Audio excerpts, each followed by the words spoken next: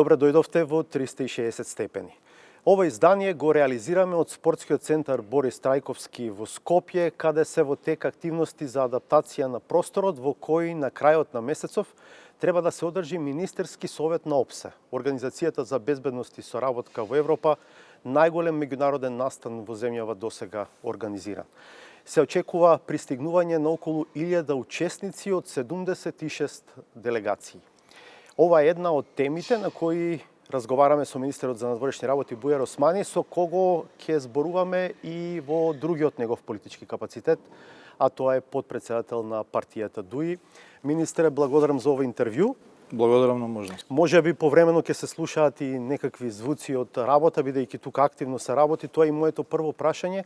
Се уште се работи? Да, видливо е дека има некаков напредок, но ќе стигнете ли? Нема уште премногу време, да, 2,5 недели до состанок. На 29 почнува со неформалната вечера и одредени други странични настани. Очекувам веќе деновиве да заврши градежниот дел и веќе почнува внесувањето на опрема, така да ќе имаме потоа уште една недела за предходни симулации на целата конференција, така да во моментот оди согласно динамичниот план кој што е предвиден. Дали се ќе биде согласно стандардите за еден ваков голем собир? Значи, кој ве води во се ова? До најмалиот детал е утврден во еден водич на ОПСЕ, тоа е книга од 150 страни во кое што се утврдени и најситните детали. Врз основа на тој водич ние направивме прво проект, ангажиравме архитектонска компанија која што направи проект и врз основа на проектот ги правиме конструкцијата на салата, односно реновирањето на салата со цел одржување на конференцијата. Значи, буквално најмал детал е утврден во водичот на ОПСЕ. Знаете дека претходно баравме други локации, ОПСЕ делегација од Виена дојде и утврди дека овде има основни услови за одржување. Ова е практично главната сала, пленарната сала. Ова е пленарната сала, и затоа има места за 76 делегации, односно министри за надворешни работи и нивните делегации. Тука се две исто така големи сали, едното е за постојаниот совет, тоа се постојаните представници на ОПСЕ, каде што се носат одлуките пред да стигнат до министрите и се разбира за многу други странични настани кои што ќе се одржуваат, а се разбира и сите спратови се ангажирани и дури и околните продавници се ослободени и се направени канцеларии и простори. Зошто 76 делегации кога има 57 земји членки? Затоа што 57 земји учеснички на ОПСЕ и 11 се партнери. Тоа е медитеранската група. Тука влегува Израел, тука влегува Јордан, влегува Мароко, Алжир и така натаму, и азиската група каде што се Јужна Кореја, односно Република Кореја, Јапонија, Тајланд и така натаму. Например, ќе дојде заменик министерот на Тајланд и ќе биде прв представник официјален на Тајланд кој што ќе дојде во Република Северна Македонија било кога, од кога сме независна држава. Бројни контроверзии ги следа јавните набавки поврзани со одржувањето на овој собир. Прво изборот на Евровија, фирма донатор на вашата партија ДУИ да го адаптира овој простор за 1,8 милиони евра. Потоа договорот со рентакар компанијата АБЦ, кој е рамковен, неговиот максимален износ е околу 1 милион евра, но таму се проблематични поединечните цени по денови кои што се неколкукратно повисоки од редовните. Се знае ли колку точно ќе чини државата сето ова? Па до сега, согласно набавките за кои се подпишани договори, стигаме до 3 милиони евра за конференцијата, иако првично беа предвидени околу 5 милиона согласно насоката која што ја добивме од Виена, и толку беа предвидени во буџетот за 2023 година. Меѓутоа, до сега согласно овие јавни набавки се 3 милиони.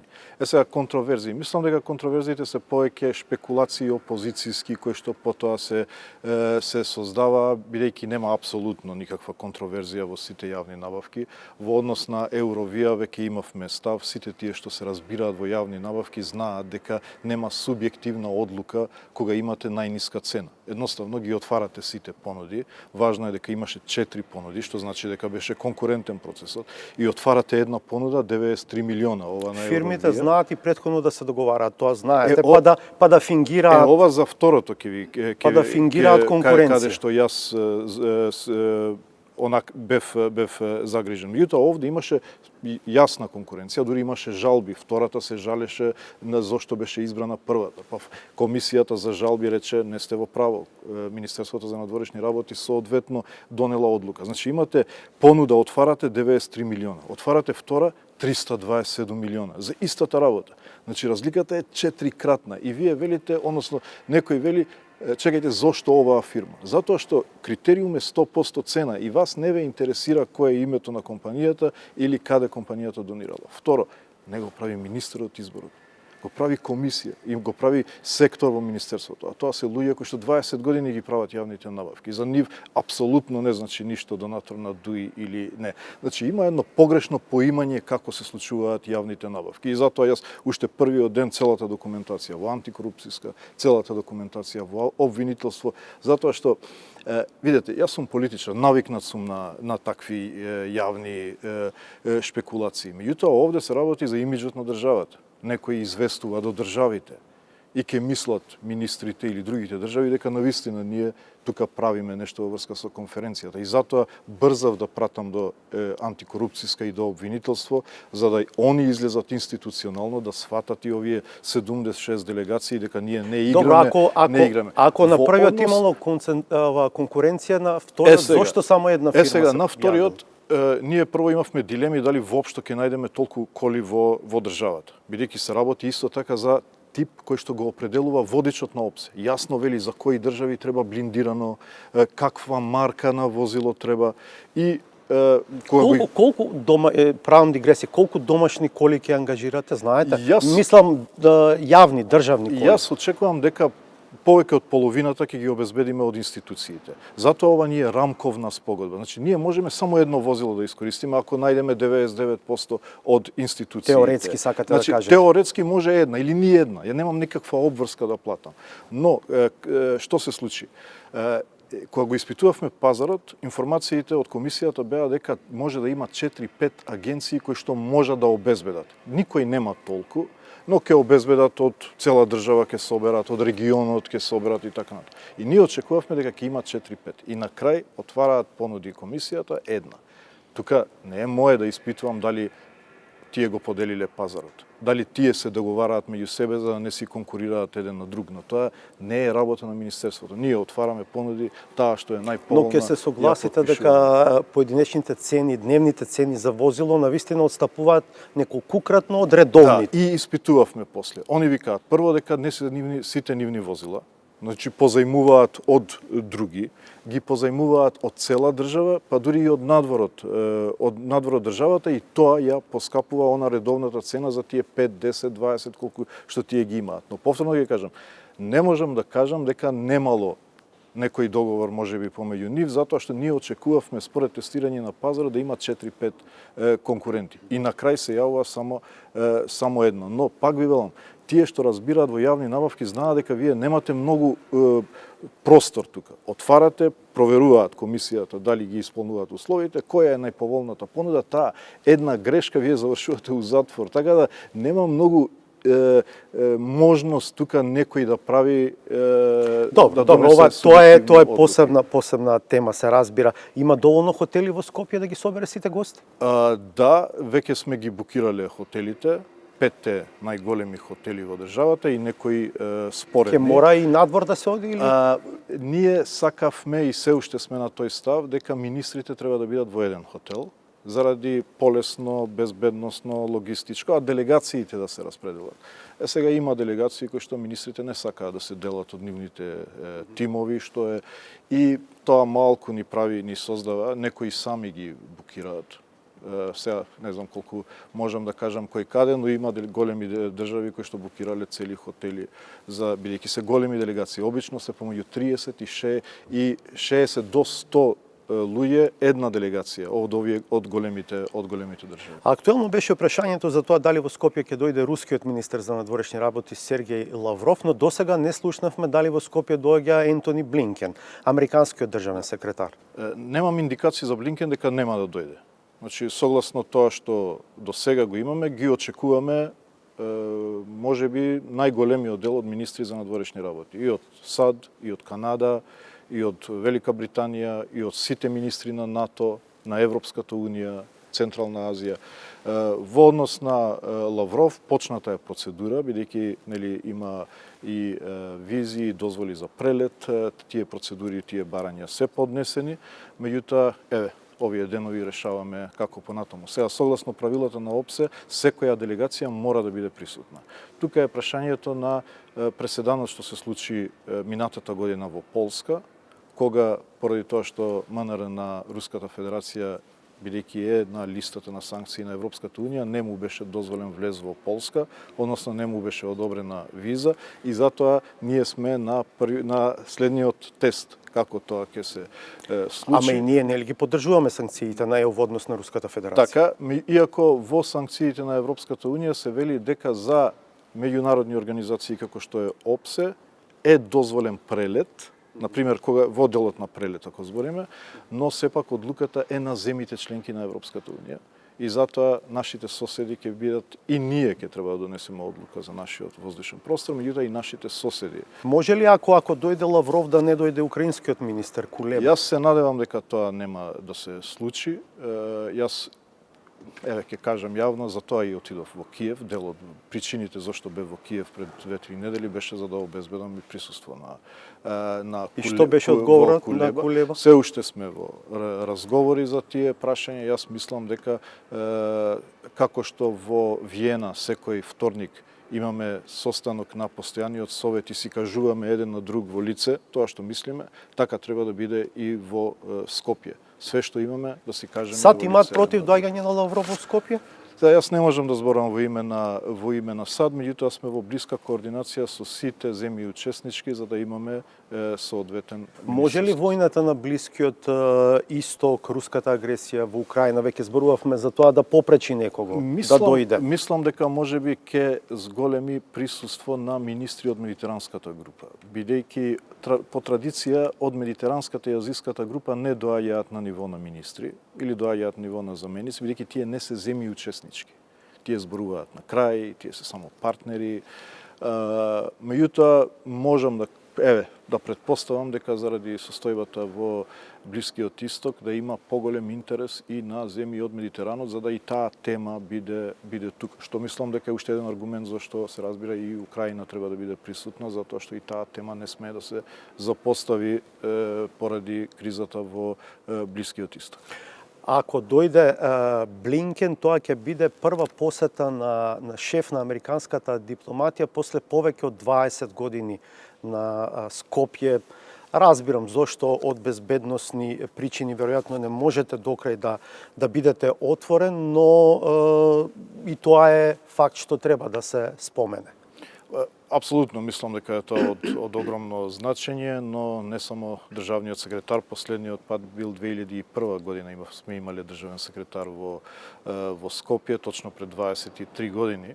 Меѓутоа, сите министри на северната полутопка да бидат во Скопје во еден ваков критичен геополитички моментум, навистина го прави Скопје центарот на светот.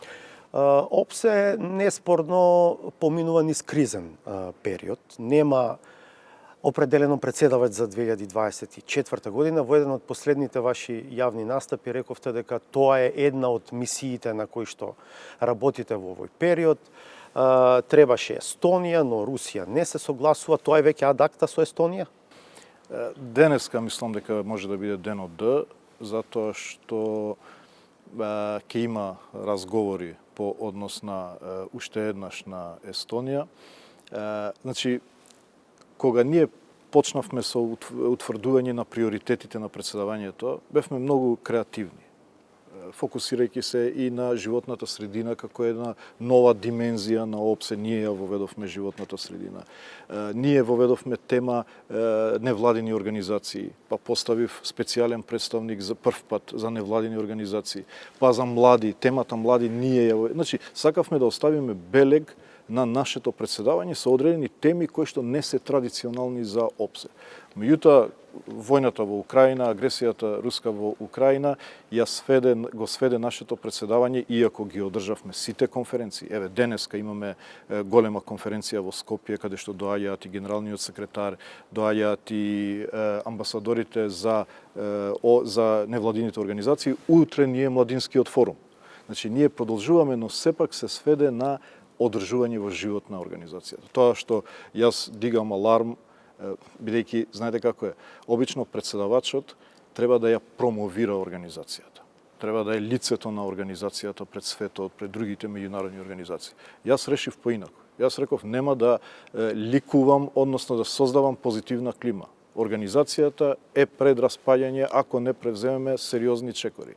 И во овие последни 6 месеци јас правев она што се вика wake up call.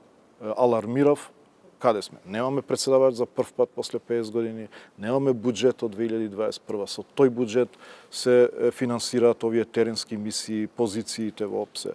И трето, мандатот на генерален секретар и директор на ОДИР, висок представник за национални малцинства и слобода на медиуми, истекува 4 декември. Без председавач не може да има организација. Другите све можеме да импровизираме. И сега што се сценаријата? Ако за Естонија нема договор или може да има? Значи, бидејќи додека не се расчисти работата, не сакам да изложувам земји, не би било коректно, но сценариото А се разбира беше Естонија затоа што е единствениот формален кандидат, кој што доби 3 пати вето од страна на Руската Федерација. На 26 септември организирав така наречено зајакнато перманент ПС, односно постојан совет. 40 министри присуствуваа и ги отворив овие 3 теми. Што правиме со организацијата? Руската Федерација беше јасно таму дека нема да ја подржи Естонија. Потоа отидовме на план Б да најдеме алтернативна земја. И буквално патував од Казахстан па до Монголија, имавме комуникации, Ватикан и така натаму да најдеме алтернативна Има ли кандидати земја. кои што може Во да моментот добијат има развој, консензус? има развој. Не можам да Добро. кажам, затоа што не сакам да изложам земјата, не знам како ќе бидат реакциите Тоа на... значи дека варијантата Северна Македонија да претседави во 2024 отпаѓа? Не, тоа е планот С. Значи, ако во текот на оваа недела пропадне планот Б за друга земја надвор од Естонија, иако морам да кажам дека Северна Македонија ја поддржува Естонија како кандидат, да нема дилеми во тој дел. Меѓутоа, како председавач имам плюс една одговорност да најдам председавач за идната година. Значи, ако планот Б пропадне, одиме на план С, а тоа е Северна Македонија да добие консензус. Ако ни Северна Македонија не добие консензус, едноставно Руската Федерација реши да не поддржи нас, тогаш влегуваме во тотално недефинирани води за ОПСЕ, во кој што јас ниту можам да го оставам местото празно, а ниту сум консензуален председавач, тогаш треба да се снајдеме во моментот како ќе ја одржиме во живот организацијата. Во секој случај Во една изјава рековте теоретски дури светлото на ОПСЕ може да се изгаси овде во Скопје? Тоа е дел од таа моја кампања за wake up call на земјите членки. Бидејќи знам дека сите се фокусирани со големите кризи, забораваат некојаш на организацијата, но организацијата не е за потценување. Организацијата 75-та беше единствена платформа која ги седна на маса Варшавски пакт и НАТО и неврзаните земји. Има таква уникатна способност да адресира било кој циклус на конфликт. Но во руската агресија на Украина не можеше да одигра улога. Не можеше. Прво, 2014 кога се имаше анексија на Крим, Европската унија се обиде да внесе мониторинг мисија. Русија ја блокираше тоа, единствено ОПСЕ беше тоа што создаде специјална мониторинг мисија со над 670 монитори кои што беа сместени и во Донецк, и во Лугански, во Киев и го мониторира договорот за примирие. Меѓутоа и на таа мисија Руската Федерација стави вето. Што сакам да кажам? Во случај да има мир, во договор за мир во Украина, тоа што ние велиме правичен мир, во кој што ќе се почитува територијалниот интегритет на Украина, ОПСЕ ќе биде првата организација што ќе влезе да ги имплементира било кои одредби на тој договор. Нема да прифатат земјите да влезат некои други кои што се по бајас организации. Затоа ни е важна организацијата. И мислам дека и историската одговорност на Северна Македонија да ја спаси организацијата во нејзините најтешки моменти. Добро, ќе видиме како ќе се одвиваат Се работите во следните све што е недели. во наша моќ. Да, сега се префрламе на друга тема, извештајот на Европската комисија за земјава. Моето прво прашање би било: зошто владата не собра храброст да биде барем малку самокритична и да прифати дека ова е критичен извештај, туку целата вина ја префрла на опозицијата? Видете, мислам дека владата беше критична. Јасно е дека констатацијата дека во одредени сегменти имаше лимитиран прогрес. Нема прогрес. Нема прогрес. Но мора да објасниме прво дека кумулативната подготвеност не е загрозена. Односно, таа вкупна подготвеност на државата не е загрозена. Нашата позиција како фронтранери во регионот не е загрозена. Прво. Второ, ќе почнеме отворање на поглавја, кластер 1 ќе се отвори, таму ќе има повеќе работа дополнително, наместо побрзо да одиме, побавно ќе одиме во преговорите. Тоа е проблемот на немањето прогрес. Сега ќе кажам моја интерпретација. Значи, прво, во вкупниот напредок не се загрозуваме. Ние сме меѓу првите во регион. Второ, во ниту едно поглавје немаме бекслайдинг. Трето, ова е извештај за годината, за овие 365 дена, кој што беше кризна година. Година во која што имавме најтешка поларизација во општеството. Парламентот беше блокиран, во кој што лидерот на опозицијата на секоја недела најавуваше друг термин за избори. Знаете што значи тоа во психолошката матрица на администрацијата на луѓето, кога вие излегувате и кажувате во октомври имаме избори, во ноември имаме избори, во јануари имаме избори. Едноставно, потоа, прашањето со уставните измени и односот со Бугарија. Монструозната злоупотреба на емоциите на граѓаните по однос на важни национални прашања од страна на опозицијата. Сето тоа е во делот на вината на опозицијата. Владата, каде, јас кажувам дека има вина, што не успеа да се дигне над оваа кризна ситуација која што ја наметна опозицијата и едноставно да си продолжи да работи и покрај тоа. Меѓутоа, тоа се случи. Господин Османи, ако се чита убаво извештајот, тој ја сведува владината проевропска ориентација на реторика. Не е така. Прво, во 80% од секторите во извештајот има напредок. Нема во неколку. Значи, од можеби 100 сектори, во 5, 6, 7 вели нема напредок. Притоа, мора да кажеме, без поглавја, тоа е плафонот. Доколку немаме ние отварање на поглавја, ќе удриме на овој плафон вака постојано и полека ќе почне плафонот да се спушти. Ама така не мисли да речеме амбасадорот на Холандија. Да речеме, тој цело време вели, вие велите нас не чекате, а јас ви велам, ние вас ве чекаме 15 години, не го правите тоа што треба да го правите. Како вели, освен што трупате изговори, ги сакаме вашите пари, не ги сакаме вашите вредности. Делумно не се согласувам со амбасадорот, затоа што не е ситуацијата црно-бела. Ситуацијата е некаде сива. 2019 не по вина наша бевме блокирани да немаме одлука за преговори. Ни по еден основ немаше наша вина во 2019 година.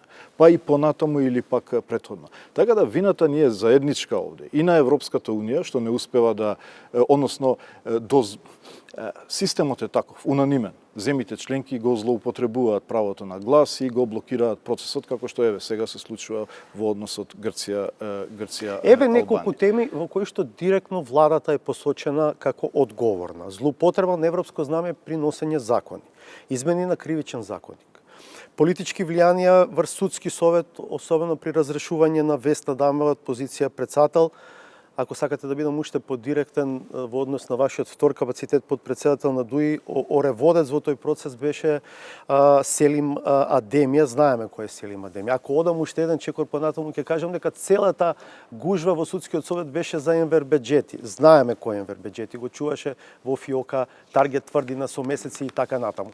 Така што мислам дека не е коректно да се бега од одговорност за тонот во извештајот. И мислам дека е точно дека е втор најкритичен после оној во 2015 кој што констатираше киднапирана држава, заробена држава. Тој во 2015 прво имаше бекслайдинг, односно уназадување, и имаше заробена држава. Тука имаме период една година каде што немало прогрес. И тука ќе кажам повторно, не е црно-бела ситуацијата. И во судскиот совет не можете да ја обвините владата за одредени динамики кои што се таму во судскиот совет или во судството во целина. Извештајот зборува за надворешни влијанија. Пак ќе кажам, тоа е покомплексно прашање отколку како што се обидува да се прикаже како црно-бела ситуација. Бидејќи има многу динамики внатре во судството кои што бараат адресирање. Но која ми е тезата? Без отворени поглавја, толку ни е просторот. Ние полека тој плафон што велам удираме сега, ќе почне да се спушта и ние ќе завршиме. Не е точно. Кој ве тераше, например, да ги носите измените во кривичниот законник?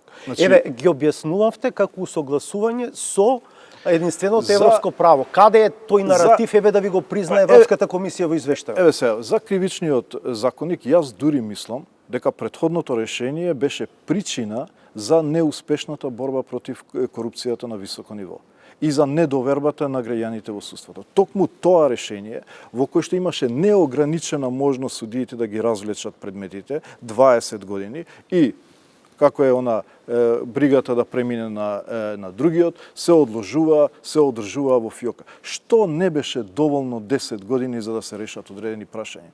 10 години, па сега велиме застареа некои дела. Ама застарувањето не е поврзано само со казната и роковите за застарување во законите.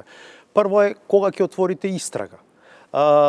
Затоа што природно може да истече рокот. Да речеме, Груевски да останеше на власт уште малку, дел од тие дела не можеше воопшто на суд да стигнат. Не е тоа аргумент. Јас мислам дека е голем аргумент, затоа што толкому ригидното решение кое што го имаше претходното 353, долгиот простор и можноста за одложување беше причина што не се решаваа предмети, што не се осудуваа судиите. Зошто среде судски процеси го донесовте? Тоа е проблемот и паднаа, еве ги. Секој ден слушаме за констатација во судот за ново и ново дело, случај кој што падна. Голема енергија, ентузијазам беше вложено токму во очекувањето дека тие луѓе ќе одговараат. Јас не можам конкретно да зборам, пошто тоа не е под мој сектор, ниту ги следам, ниту ги предлагам таквите решенија. Зборувам генерално како политичар кој што подолго време ги следи овие процеси, знам сигурно дека претходното решение беше причина за неефикасниот одговор кон корупцијата на високо ниво.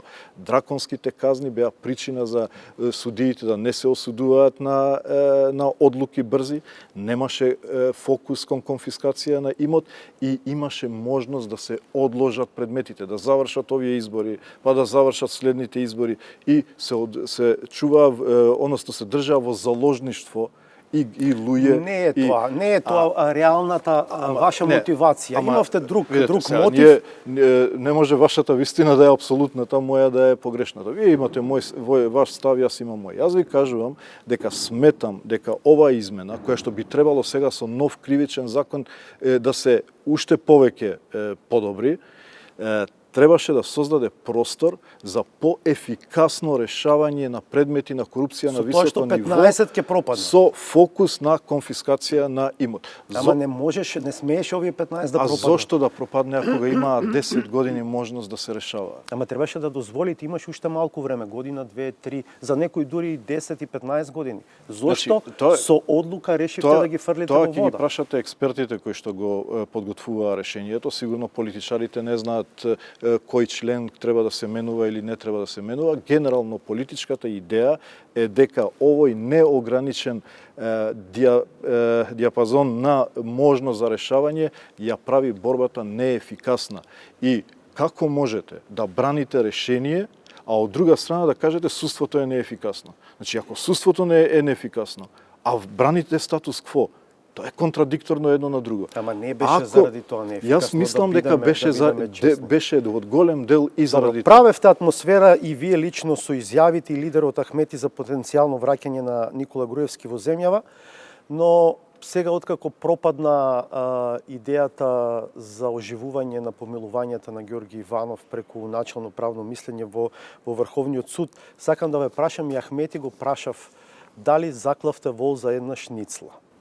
Прво, не мислам дека прашањето на враќање на Груевски е прашање на ДУИ, туку е внатре партиско прашање во ВМРО ДПМН.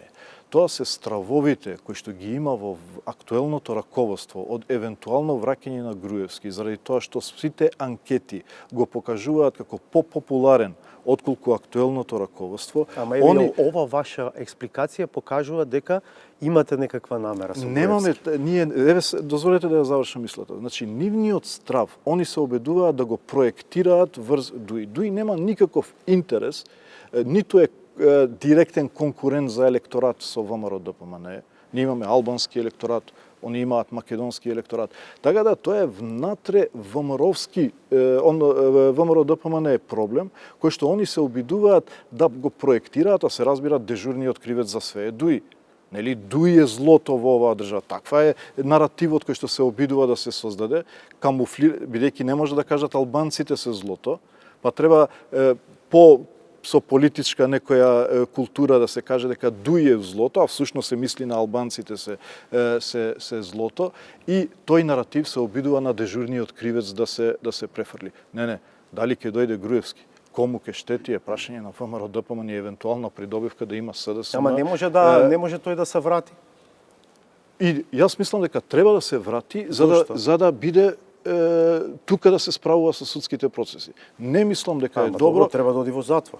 Тоа зборувам. Не мислам дека е добро премиерот 10 години да биде во раце на друга држава. Како ги коментирате обвинувањето од вашите довчерашни сопартици од Демократско движење Низет Меджити дека два портала, тие тврдат дека тие два портала функционираат од објектот во кој што е Министерството на Артан Груби, водат непримерна кампања против председателката на Врховниот суд, Беса Адеми, затоа што не сакала да му доволи на барањето на ДУИ да се донесе начално правно мислење со кое што ќе се оживеат помилувањата на Ѓорги Иванов. Ова ми е чудно. Ова ми треба и мене одговор. Значи, евентуално хипотетичко враќање на Груевски би наштетило на актуелното раководство на ВМРО ДПМН. Зошто Вие имате политички интерес утре да ВМРО да не биде во позиција да формира влада? Не, тоа е повеќе внатре македонски СДСМ ВМРО однос. Ние не делиме исти електорат со ВМРО ДПМН. Ние сме победници кај албанците, тој што ќе победи кај македонците ќе прави коалиција со нас. Може од друга страна да се гледа. ВМРО ДПМН може, ако има бројки, да не ве земе утре во влада. И тоа е вашиот интерес да го ослабите ВМРО ДПМН. Тоа не може да се случи. Што не може да се случи? Ако може прво да се вратам на претходното. Значи, ако вознемиреноста за хипотетичко враќање на Груевски е на актуелното раководство на ВМРО ДПМН, зошто толку се засегнати овие помали албански политички партии? И затоа кога велат дека они се портпароли на актуелното раководство на ВМРО ДПМН, они реагираат бурно. Ама сосема е конзистентно со ова што ви го кажувам. Тие имаат интерес ВМРО да биде силно, за утре да има бројки со кои што ќе се стигне до најмалку 61 со нив. Ама не, да се направи влада. Ама тоа се пробаше 2008 година. И колку траеше? 2006 година. Таа влада траеше 18 месеци. Добро, во меѓувреме видовме други политички преседани, така што зошто да не трае подолго таа влада? Затоа што едноставно не може така наречени честни албанци, како што беше за време во Косово, за време на владењето на Милошевиќ, кога он бираше представници кој ќе биде на раководни позиции во Косово, тука да ги представат албанци, луѓе што ќе ги избере. Ама значаен дел и етничките македонци не беа представени во владата изминатите 6-7 години. Видете, механизмите за заштита не се за мнозинското население. Механизми за заштита, рамковниот договор не донесе механизми двојно мнозинство за да ги тоа е во парламентот, тоа не е во владата. За да ги заштити во парламентот ќе се формираат ад хок бадентерови мнозинства и што е проблемот? Значи не може преку честни албанци да се одразува волјата на албанците во било која влада. Мене тоа што ме загрижува е што овој наратив кој се создава во општеството дека албанците се злото, викаат албанците се дуи е во сите институции.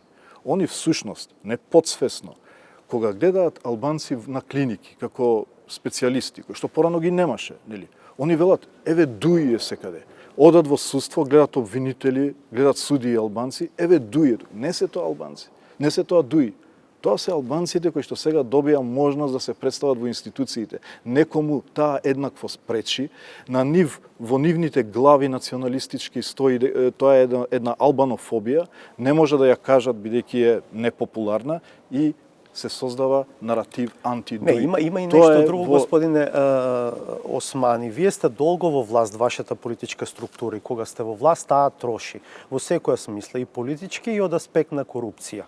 И како вели Изет Меджити, во дуи е тенка линијата меѓу партија и подземје. Видете, најмалку тие треба да зборат. Нели Ахмети во вашето интервју кажа, кога он збори, он плука врз себе си, пошто 20 години беше на највисока раководна позиција, немаше одлука во дуи која не е донесена со негово учество. Така природно ли е дуи да одмори малце? Затоа што едноставно тоа се некакви природни циклуси во демократија. Поради чија волја? Затоа што некои олигарси седнале и кажуваа дека дуи треба... Кој ја води оваа држава? Од каде извира суверенитетот? Кога граѓаните ќе кажат дуи треба да одмори, дуи ќе одмори. Не може едни милионери кои што ја приватизирале нелегално целата економија, државна економија во државата, седнале во нивните јахти и треба да кажат сега дека дуи треба да одмори. Ама дали вие прашањето е дали вие на клиентелистички начин од позиција на власт ги обезбедувате гласовите за да се одржите на власт? Ја имавме таа ситуација со Груевски долго време. Вчера имаше анкети, завчера имаше анкети. Нема анкета каде што дуи не е прва кај албанците. Како може клиентелизам во анкета? Тоа е анонимна анкета. Како беше со Груевски? Чекајте. Како може клиентелизам во анонимна анкета? Се јавувате на граѓани Може сте го вработили и страв му е да каже. Може би од партијата го бараат за утре ако каже дека нема да гласа за дуи да го... Сега шпекулираме. Ама не, има методи како и тоа се контролира. Додека е Али Ахмети, додека е дуи како организација како што е, не може да има конкуренција кај албанците. Затоа што албанците чувствуваат... Ама ова не е демократски пристап. Не е во ред така да зборувате. Нека се појави некој што е поетаблиран, а не, видете го Билал Касами.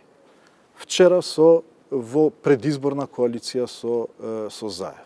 Па премина со Левица и ВМРО да направат мнозинство.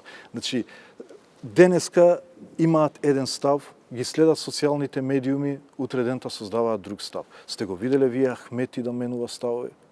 Ахмети истите ставови ги кажува од 2002 година, тој има една стратегија, има еден план, каде сака да... Ама многу често тоа што реторички го зборува, во пракса не се случува. Не е така. Ахмети сите го обвинуваа дека претерува со НАТО. Претерува, овој не знае ништо друго, освен да збори НАТО. И влезе Република Северна Македонија во НАТО. Тоа не се лесни процеси, но кога имате стратешки пристап, кога имате конзистентна политика, кога не делувате согласно јавното мислење, вие не следите, туку го водите јавното мислење. Ама сега ЕУ не е само уставни измени. ЕУ е пред се вредности. И тоа, меѓу другото, и ви го кажува извештајот на Европската комисија, се разбира на многу префинет начин. Затоа не е доволно да сметате дека сте проевропски ако велите уставните измени треба да се донесат за да продолжиме со пристапниот процес. Ама во исто време не може да одите против елементарните вредности на ЕУ дома. Нема да можеме ние без европскиот процес, без поглавијата. Нема да можеме едноставно без поглавија како вие да го изгасите овој рефлектор или нашите микрофони и да зборуваме. 32 години сме без поглавја, па живееме. Да, и затоа овој плафон го постигаме. До оценка 2,5-3. Не одиме погоре. Нема капацитет ова држава, затоа велам, нема... Тоа не ли е страшно? Да си признаваме себе дека Не одвнатре е не можеме самите да го направиме тоа. Не е страшно затоа што ние претендираме на еден голем систем на вредности, кој што мали држави не можат сами. Иначе никој немаше да влезе во Европската унија па да ги прифати тие строги стандарди кои што ги наметнува унијата. Туку затоа што ниедна држава не е самодоволна за да изгради систем на вредности кој што може да го Ќе ги помогне коментирате Европската конкретни унија. обвинувања за двата портала кои што и водат кампања на претседателката на Врховен суд? Го коментирав тоа. Значи, премногу е парадоксално што стравот на актуелното раководство на ВМРО ДПМН се зборува преку уста на албански политички лидери. Него засега албанското политичко милие враќање и невраќање Беса Адеми сама рече дека има Груевски. политички притисоци. Мислам дека беше поканета од судски совет, треба да оди таму и да си ги каже. Добро, имаше забелешките. објаснување зошто не оди. Повеќе пати изјавувавте дека има сигнали за идеолошка поделба во ВМРО ДПМН, дека ќе разговарате со Крило кој е за уставните измени, но ништо од тоа не се случи. Дали дефинитивно во овој состав на парламентот нема уставни измени? Видете, ние нема да се откажеме до последниот здив. Нема камен да оставиме непревртен додека не се случат уставните измени, затоа што знаеме дека тоа е наше решение. Сум го кажал и во ваша емисија. Ако не го промовираме овој концепт на малцински и човекови права, ќе ни се врати идентитетско-историскиот дискурс. Нема трета патека. Или е едното или второто. Уставните измени и акцискиот план за малцинства се парадигма на овој малцинско-човековиот корпус на прашања во дискурсот со Бугарија. Го нема овој, ќе се вратиме на историско-идентитетскиот. Така да, ние мора да притискаме да се случат уставните измени, да се отварат поглавијата и да продолжиме. Тоа што Украина и Молдавија најверојатно ќе почнат преговори, а Северна Македонија многу веројатно во декември нема да може да продолжи со пристапниот процес, нели е еден пораз на македонската дипломатија? Не, видете, тоа што се случи минатата недела, слушнавте дека Грција ја блокираше Албанија со тоа писмото. Нашето писмо помина. Значи, помина со 27 земји членки кои што го одобрија писмото, никој не го зборуваше во медиумите, бидејќи во тоа писмо се утврдија кои се бенчмаркови за отварање на поглавијата. Значи, веќе ние сме еден чекор понапред во процесот. Тоа ништо нема да значи, ако не ги донесеме уставните измени. Тоа е успех на дипломатијата да обезбеди 27 земји членки да изгласаат документ чиј текст не одговараше и на нас. Бидејќи имаше обиди да се модифицира, да биде појак и така натаму, на крај се изгласа текст кој што е прифатлив за нас, иако ние не сме страна во процесот. Но комуникацијата помогна, дипломатијата си ја заврши својата работа. Одговорност треба секој да си превземе пред граѓаните. Општеството ни се поларизира како никогаш до сега. Во црно-бела варијанта сега веќе. На европска и антиевропска варијанта. Ве прашав, нема ли да биде иронија на историјата Украина да почне преговори, Молдавија да почне преговори, Северна Македонија па еви Албанија да останат во место? Мислам дека ќе биде многу лошо. Јас со Украина не се споредувам, бидејќи Украина е во битка за сите нас. Со сите симпатии и сочувство за таа нација, се разбира. Мислам дека е друга позиција за да може да се споредиме во тој дел, но ќе биде трагедија за нас. Трагедија за нас губење на овој историски геополитички моментум. Заради Украина, Европската унија се обидува да го задржи кредибилитетот и на Балканот и да даде порака на тие што се спремни. Некредибилно овде звучат изјавите на фон дер Лајен дека Молдавија блеска во реформите, Украина блеска во реформите. Мислам, некако тешко се прима тој вокабулар. Барем нека бидат искрени, нека кажат дека од геополитички причини го прават тоа. Фон дер Лајен на своето прво обраќање до Европскиот парламент рече дека оваа комисија ќе биде пред се геополитичка. Значи, она уште тогаш најави дека комисијата нема да се занимава само со административните проценки, туку ќе има геополитичка димензија и тоа она навистина го прави со улогата на Европската унија во помошта на Украина, на Молдавија и така натаму. Мислам дека ние не треба да гледаме што се случува со комшијата. Ние треба да гледаме што се случува со нас. Ние ако го испуштиме овој моментум заради хирови и партиско-политички интереси, Историјата ќе не казни. Новите генерации ќе не казнат. А во услови кога нема суштинска дилема, да имаше суштинска дилема по однос на уставните измени, но кога имате опозиција која што на странците им вели да завршат изборите, ние ќе ги правиме уставните измени, а тогаш веќе се губи овој геополитички моментум, тоа е навистина тоа што велам јас е монстр. Избори се ближат, ги споменавме повеќе пати во овој разговор. Имате ли став во ДУИ дали треба да бидат одвоени претседателските и парламентарните или треба да се одржат во исто време? Се случуваат координации на дневна основа. Сите опции се отворени. Во ДУИ преовладува малку ставот дека заради логистички, финансиски, административни причини треба можеби заедно да се оди, но нема се уште утврден став бидејќи се уште не е заседавале официјално телата на партијата. Јас очекувам во текот на месецот ќе се завршат тие состаноци, ќе има официјално, меѓутоа преовладува едно размислување дека на 3 месеци два изборни циклуса премногу ќе ја чини и државата не само финансиски, туку системот се парализира. Овој став ви се совпаѓа со тој на ВМРО ДПМН, е различен од тој на СДСМ. Барем тоа што до сега го слушавме како став на СДСМ. Кажувам јавно тоа што ние го брейнстормираме. Значи, нема одлука на ДУИ во моментот што е. За нас не одговара било која варијанта.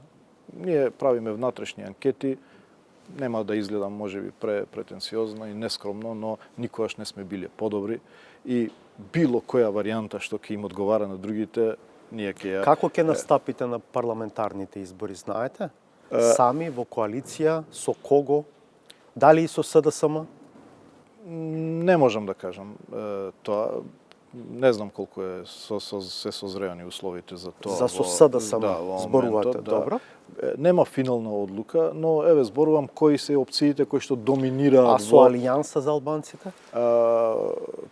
Постои можност, меѓутоа ќе видиме како ќе одлучат двете партии. Ние сме две самостојни партии, доколку гледаме можност од тоа да се изгради посилна политичка платформа, зашто да не, но и не е греда и да се оди самостојно. Ќе има ли ДУИ свој кандидат на претседателските избори? И ова е прашање кое што е отворено. Во ДУИ се разговараат двете опции.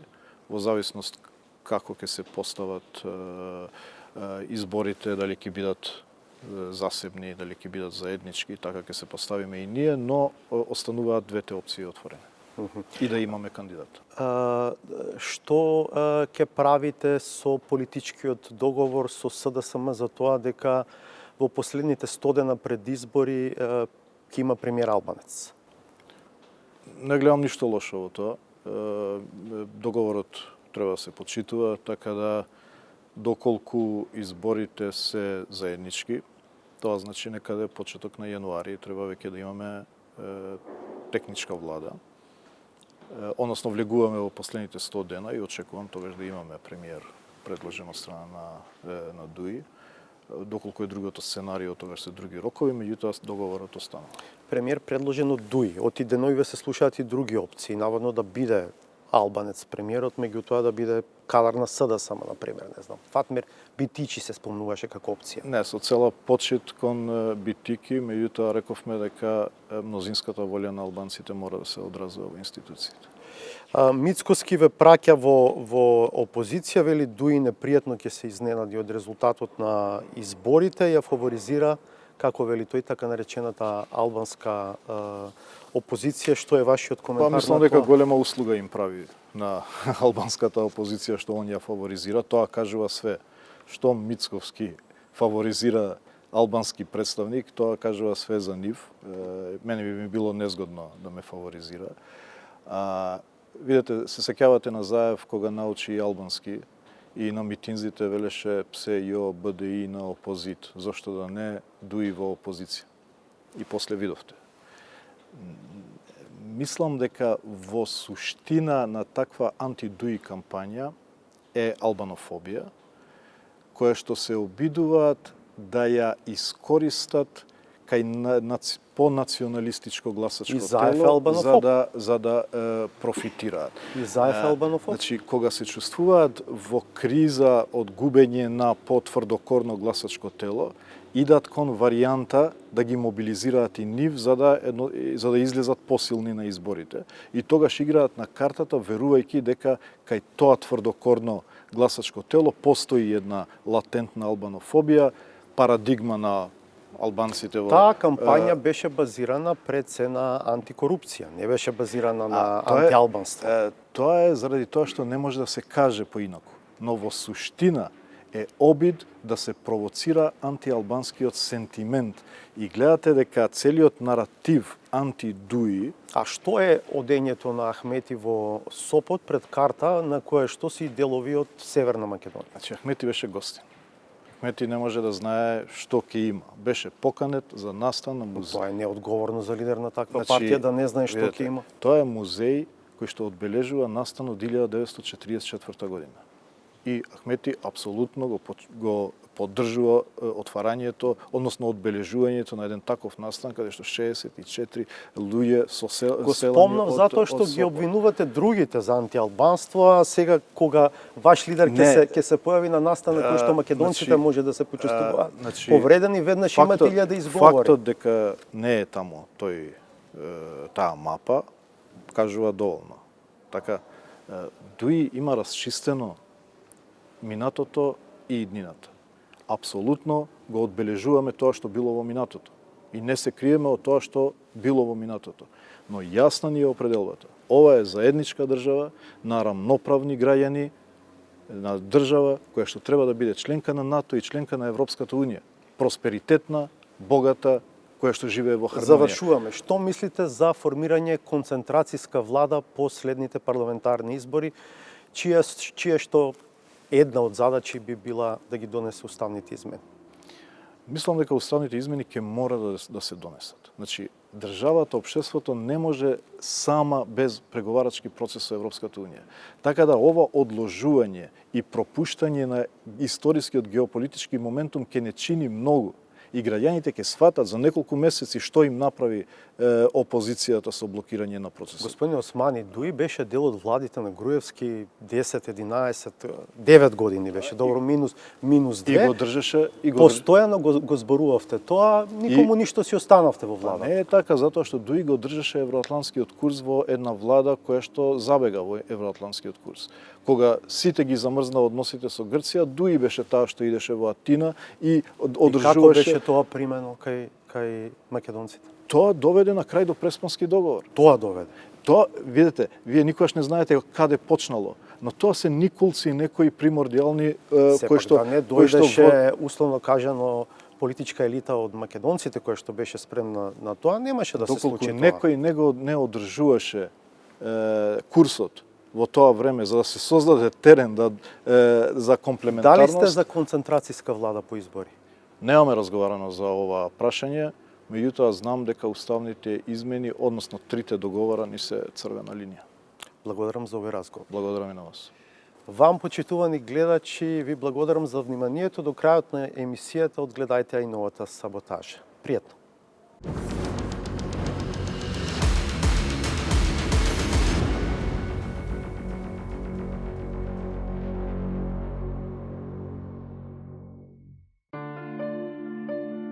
Коновскиот градоначалник неочекувано, ама потполно ја разоткрива својата интима. За него се прифатливи методите на контрацепција, но бидејќи за тоа нема регулатива. За да спречи несаканата бременост, секој обид за процесна репродукција, благодарејќи на неговото будно око, лично го спречува. Ако ме прашате мене дали моите се стерилизирани, не, затоа што нема законска обврска, но го контролирам процесот на парењето, почитувана советнички. И не им дозволувам на кучињата да се размножуваат. Среќа е што тој има добар вид за разлика од неговиот колега од Битола. Не му изгледа толку му се самастени очилата што баш и не забележува дека дадените ветувања не успева да ги реализира. Оние кои му помогнаа да стане тоа што е, сега му нудат, барем да прогледа. Еве, јас ќе ви дам едно шамивче, овие се ефтини. Ако сакате една кутија ќе ви купам. и ќе ви ги дам да си ги бришите почесто. Бидејќи очигледно имате розева прашина на очарите и не гледате што се случува во градот, Во чашка пак не помагаат ни два пара, ниту појак диоптер. Тешко оди дешифрирањето на кодираните буџетски ставки, програми и подпрограми. Па наместо да вложат малку повеќе труд за да сватат, се бара од служби да ако може да им го упростуваат, оти не знаат за што гласаат.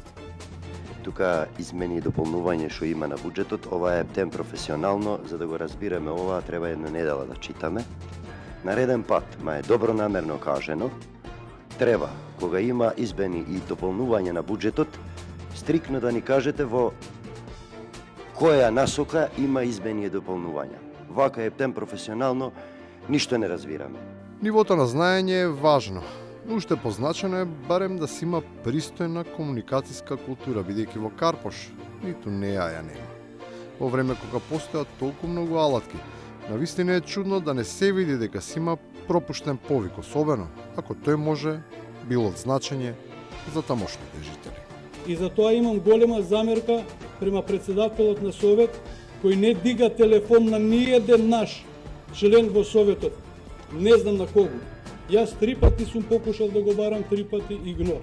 Тоа не се десило до сега да председател на Совет, на обичен советник, а не на координатор, да не му дига телефон. Значи, дајте малце да се уозбилиме. А за се да биде малку посериозно, на располагање се најразлични начини како да се направи таков работен амбиент. Примери има многу, но ова е за издвојување, не само на локално, туку и на централно ниво. Сметам дека кога ќе дојдеме на седница, муш треба да отвориме џамој, за лагите побрзо да излегват и да имаме попријатна атмосфера, бидејќи 2 години јас се осеќам дека некој мене секој ден ме лажел. И на крајот, кога на лагата, навистина и нема крај. Значи, ке. 30 години слушаме ке. Ве молам да си ги засукате ракавите и вие од централна власт, и вие тука од локална власт и да почнете да работите. Додека чекаме, може треба да се размисли за нова промена на името. Не мора веќе да бидеме северна, доволно е да се прекрстиме во Македонија.